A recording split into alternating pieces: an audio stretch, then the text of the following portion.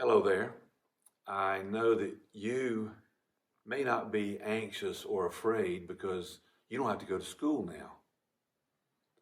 There are a lot of things that are different, and you see a lot on TV, and maybe you hear your parents talk about how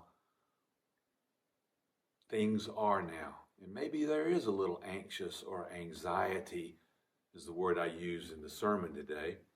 Um, Fear. But David told us in the Old Testament, he was a shepherd. And he wrote a lot of different Psalms about being a shepherd. And he told us what shepherds do. They watch out for their sheep. They lead them to water. They lead them to a place where there's plenty of grass to eat. They lead them into places of protection at night. They make sure that nothing bothers them. David, it said, used his slingshot against lions and bears to keep his sheep safe.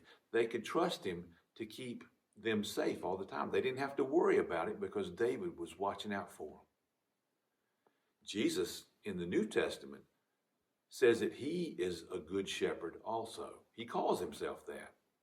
And that means that he's doing all those things that David said he would do for his sheep. And we're the sheep.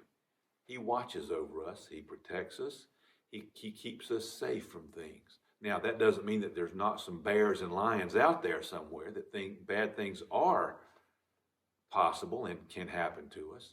But he keeps us safe from those. That is, that he can't be separated from us by any of those things. Once we promise him that we belong to him and he has promised us the same thing, then he'll keep us with him always. Nothing can separate us from him or take us away from him.